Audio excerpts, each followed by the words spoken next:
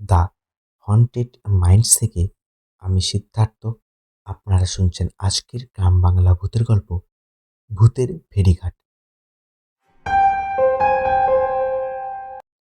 পশ্চিমবঙ্গের একটি প্রত্যন্ত নদীবৈদিক গ্রামের নাম ছিল শালুকদহ।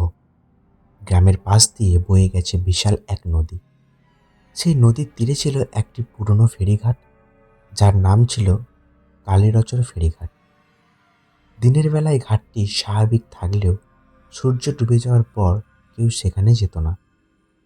গ্রামের মানুষ বলতো মাঝরাতে ওই ঘাটে নাকি মৃত যাত্রীদের ফেরি ফিরে। যারা সেই ফেরিতে ওঠে তারা আর কখনো ফিরে আসে না। এই গল্প শুনে শহর থেকে আসা যুবক অর্ণব হেসে উড়িয়ে দিয়েছিল। অর্ণব ছিল একজন ইউটিউবার, ভৌতিক স্থান নিয়ে ভিডিও বানাতো। একদিন সে তার বন্ধু সায়ন ও রাহুলকে নিয়ে শালুকদাহ গ্রামে পৌঁছালো। গ্রামে পৌঁছাতেই তারা ঘাটের গল্প শুনতে শুরু করলো। এক বৃদ্ধ জেলে বলল, বাবারা, রাত 12টার পর ঘাটে যেও না। ওখানে মানুষ যায় কিন্তু সবাই ফিরে আসে না। অর্ণব হাসল, ভূত বলে কিছু নেই কাকা, সবই কুসংস্কার। বৃদ্ধের মুখ গম্ভীর হয়ে উঠল। সবাই এভাবেই বলে। তারপর কথা শেষ না করেই তিনি চলে গেলেন। সেই দিন রাতে 3 বন্ধু ক্যামেরা নিয়ে ফেরিঘাটের দিকে রওনা দিল। নদীর উপর কুয়াশার আস্তরণ পড়েছে, চারিপাশে ঝিঝি পোকার ডাক। রাত তখন 12টা।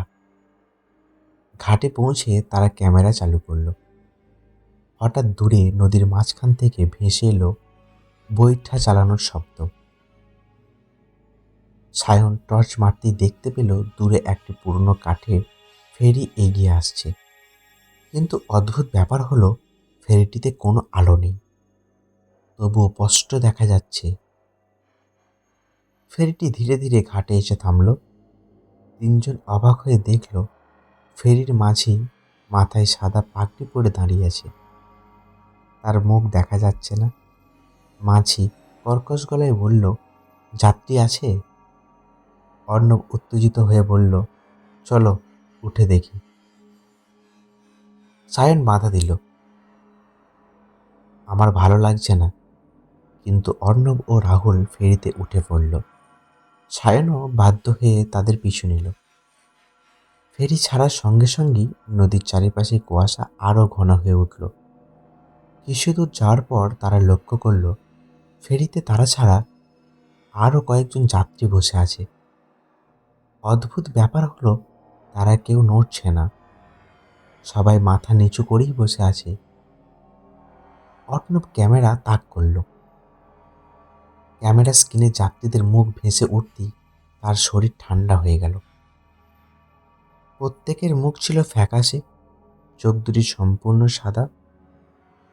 অর্ণব চিৎকার করে উঠল। সেই মুহূর্তে সব যাত্রী একসঙ্গে মাথা তুলল। তাদের মুখে ছিল মৃত মানুষের মতো নিষ্প্রাণ হাসি। সায়ন কাঁপতে কাঁপতে বলল, এরা মানুষ নয়। ফেরির মাঝি ধীরে ধীরে তাদের দিকে ঘুরল। এবার তার মুখ দেখা গেল। মুখ বলতে কিছুই নেই, শুধু অন্ধকার এক গহ্বর। হঠাৎ চারিপাশ থেকে ভেসে এলো শত শত মানুষের কান্নার শব্দ। নদীর জল অস্বাভাবিকভাবে দুলতে শুরু করলো। রাহুল ভয়ে চিৎকার করে উঠল, আমাদের ফিরিয়ে নাও। মাঝি হেসে বলল, ফেরার তো পথ নেই। এক মুহূর্তের মধ্যেই নদীর জলের ভেতর থেকে অসংখ্য হাত বেরিয়ে এলো। সেগুলো ফেরির গায়ে আঁকড়ে ধরতে লাগলো। কেউ যেন উপরে উঠতে চাইছে। অর্ণব প্রাণপণে মন্ত্র পড়তে শুরু করলো। তার ঠাকুমা ছোটবেলায় শিখিয়েছিলেন। হঠাৎ তার গলায় ঝোলানো রুদ্রাক্ষের মালা জ্বলজ্বল করে উঠল। ফেরির ভেতরে থাকা মৃত যাত্রীরা একসঙ্গে চিৎকার করে উঠল। কুয়াশা আরো ঘন হয়ে গেল। তারপর এক প্রচণ্ড ঝড় শুরু হলো। ফেরি ভয়ানকভাবে দুলতে লাগলো। সায়ন চোখ বন্ধ করে ফেলল। কয়েক সেকেন্ড পর সব শান্ত হয়ে গেল। তারা চোখ খুলে দেখল তারা সবাই সেই পুরনো ফেরিঘাটে দাঁড়িয়ে আছে, কিন্তু ফেরির কোনো চিহ্ন নেই। নদীও স্বাভাবিক। 3 বন্ধু প্রাণ বাঁচিয়ে গ্রামে ফিরে এলো। পরের দিন সকালে তারা ভিডিও ফুটেজ দেখতে বসলো, কিন্তু ফুটেজে শুধু দেখা গেল তারা ঘাটে দাঁড়িয়ে আছে। কোনো ফেরি নেই, কোনো মাঝি নেই, কোনো যাত্রীও নেই। শুধু শেষ কয়েক সেকেন্ড একটি দৃশ্য দেখা গেল। ক্যামেরার পেছনে দাঁড়িয়ে আছে এক বৃদ্ধ মাঝি। তার চোখ দুটো সম্পূর্ণ কালো। সে ক্যামেরার দিকে তাকিয়ে হাসছে। তারপর স্ক্রিন হঠাৎ কালো হয়ে গেল। গ্রামের বৃদ্ধ জেলে ফুটেজ দেখে স্তব্ধ হয়ে গেলেন। তিনি ফিসফিস করে বললেন, এ তো গদাধর মাঝি। অর্ণব জিজ্ঞাসা করলো, কে তিনি? বৃদ্ধ কাঁপা গলায় বললেন, 50 বছর আগে ঝড়ের রাতে একটি ফেরি ডুবে গিয়েছিল। মাঝি ছিল গদাধর। সেই দুর্ঘটনায় সে আর 25 জন যাত্রী মারা যায়। তারপর থেকেই মাঝরাতে ফেরিঘাটে সেই ফেরি দেখা যায়। সেই দিনের পর অর্ণব আর কখনো ওই ভিডিও প্রকাশ করেনি। অর্ণব, সায়ন ও রাহুল ভেবেছিল সেই রাতের ঘটনা তাদের জীবনে আর কখনো ফিরে আসবে না, কিন্তু তারা ভুল ছিল। ঘটনার 1 সপ্তাহ পর থেকেই অদ্ভুত সব ঘটনা ঘটতে শুরু করলো। প্রতিদিন রাত ঠিক 12টা 15 মিনিটে অর্ণবের ফোনে একটি অজানা নম্বর থেকে কল আসতো। ফোন ধরলেই শুধু নদীর জলের শব্দ শোনা যেত।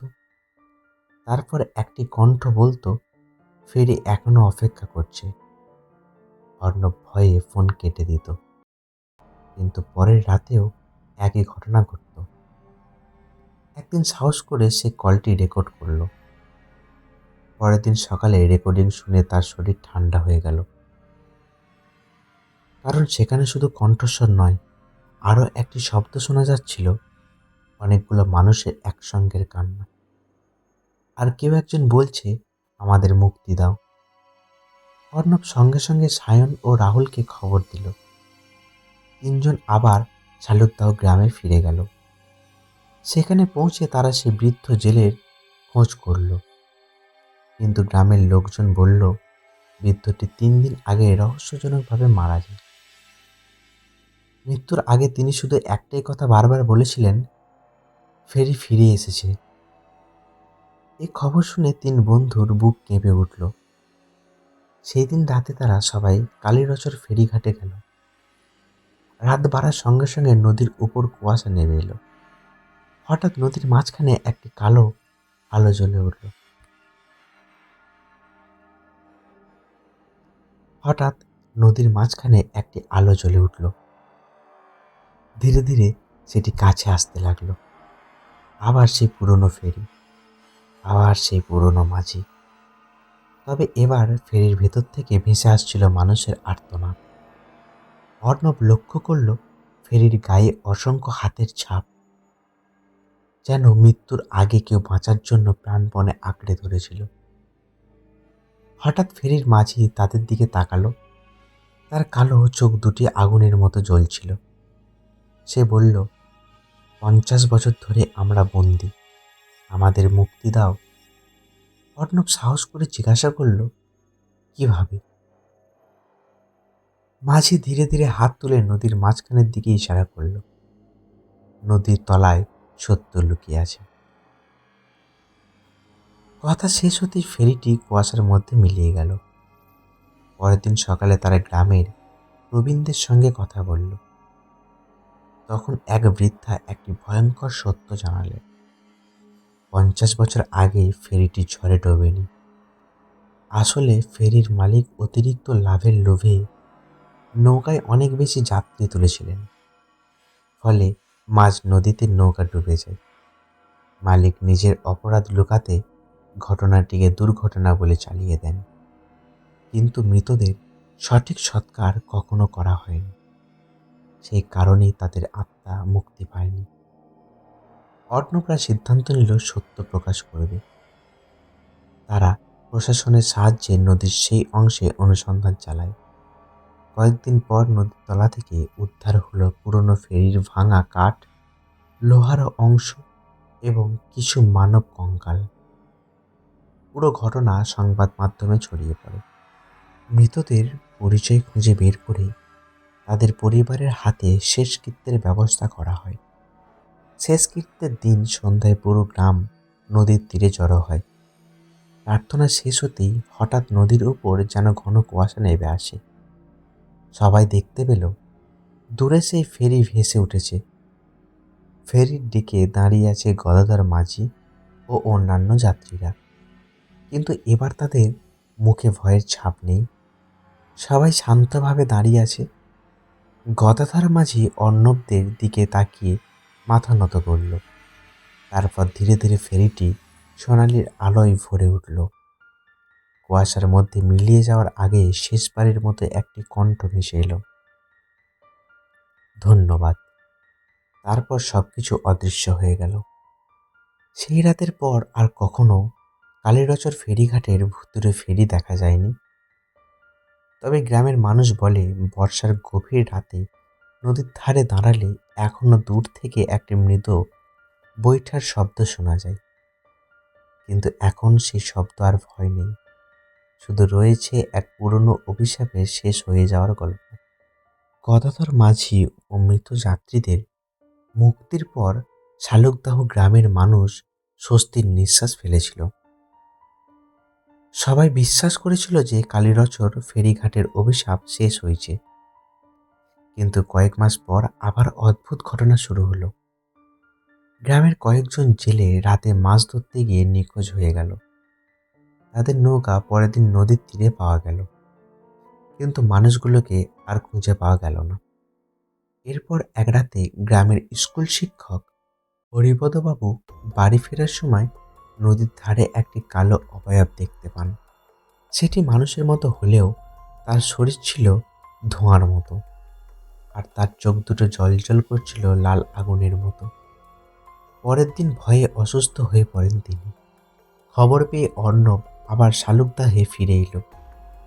সে ভেবেছিল সব শেষ হয়ে গেছে, কিন্তু গ্রামের আতঙ্ক দেখে বুঝলো নতুন কোনো রহস্য শুরু হয়েছে।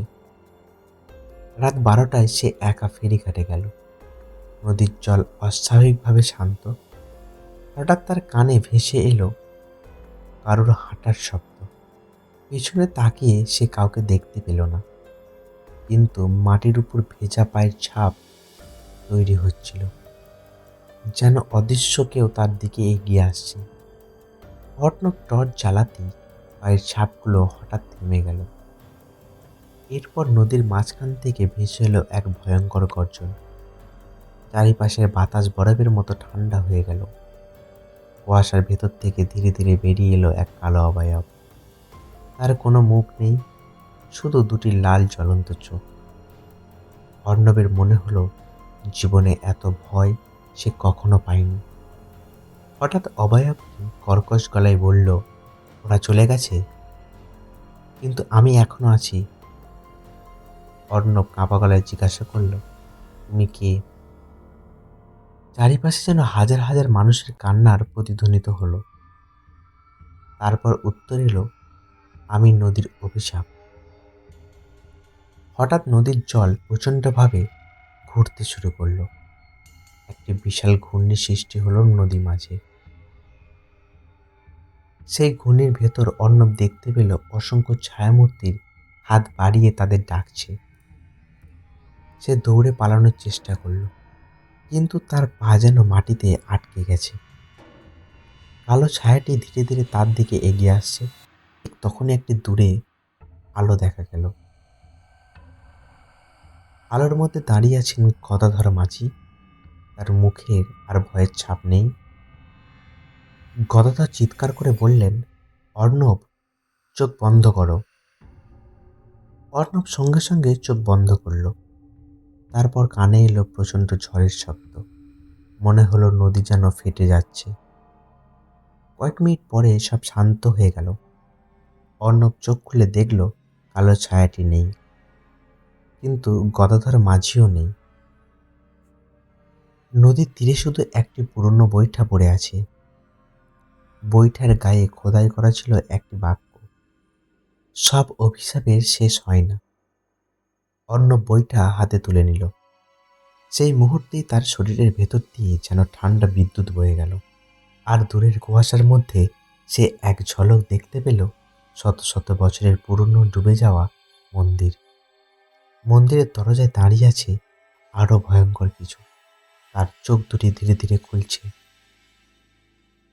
অর্ণবের হাতে ধরা পুরনো বইটা যেন তাদের কোনো অজানা শক্তির দিকে টেনে নিয়ে যাচ্ছিল।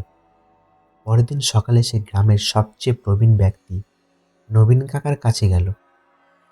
বইটাটি দেখে বৃদ্ধের মুখ ফ্যাকাশে হয়ে গেল।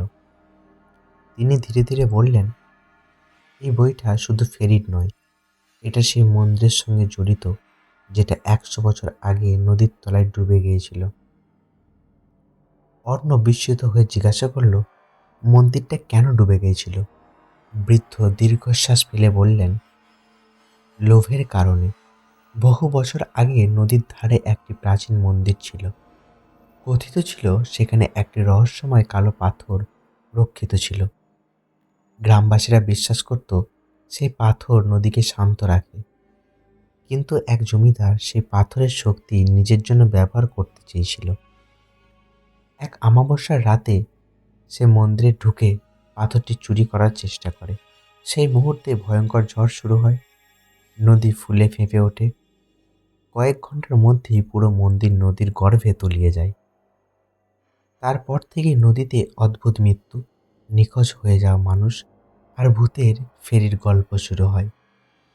সেই রাতেই অর্ণব নদীর তীরে গেল। আকাশে চাঁদ নেই, চারিদিকে ঘন কুয়াশা। হঠাৎ বৈঠাটি নিজে থেকেই জ্বলজ্বল করতে শুরু করলো। নদীর মাঝখানে আবার সেই ডুবে যাওয়া মন্দিরের অবয়ব দেখা গেল। ধীরে ধীরে একটি পাথরের সিঁড়ি জলের উপর ভেসে উঠল। অর্ণব সাহস করে সিঁড়ি বেয়ে নিচে নামতে লাগলো। কিছুক্ষণ পরে সে নিজেকে একটি বিশাল ভূগর্ভস্থ মন্দিরে দেখতে পেল। চারিদিকে ভাঙা স্তম্ভ, মাকড়সার জাল আর একটা অদ্ভুত নীরবতা। মন্দিরের মাঝখানে একটি কালো বেদি। বেদির উপর রাখা আছে সেই রহস্যময় কালো পাথর। কিন্তু পাথরের সামনে দাঁড়িয়ে আছে সেই কালো ছায়া। এবার তার আসল রূপ দেখা গেল। সে কোনো মানুষ নয়, বরং শত বছরে জমে থাকা অভিশাপের প্রতীক। তার চোখ দুটো আগুনের মতো জ্বলছে। সে গর্জন করে উঠল, এই শক্তি আমার। মন্দির কাঁপতে শুরু করলো। ছাদ থেকে পাথর পড়ছে, নদীর জল চারিদিক থেকে ঢুকে আসছে। অর্ণব বুঝতে পারল এখনই কিছু করতে হবে। সে গদাধর মাঝির দেওয়া বইটাটি তুলে কালো পাথরের উপর আঘাত করল। এক মুহূর্তে পুরো মন্দির আলোকিত হয়ে উঠল। চারিদিকে হাজার হাজার মানুষের কণ্ঠস্বরের প্রতিধ্বনিত হলো, যেন এতদিনের বন্দি আত্মা মুক্তি পেয়েছে।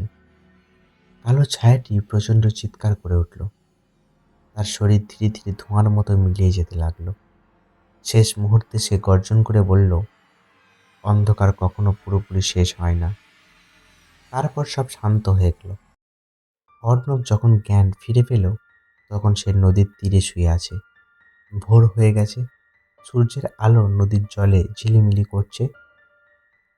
মন্দিরে কোনো চিহ্ন নেই, কালো পাথরও নেই। শুধু তার পাশে পড়ে আছে পুরনো বইটার একটি ভাঙা টুকরো। সেই দিন থেকে শালুকদাহ গ্রামে আর কোনো অদ্ভুত ঘটনা ঘটেনি। কেউ আর ভূতের ফেরি দেখেনি, কেউ আর নিখোঁজও হয়নি।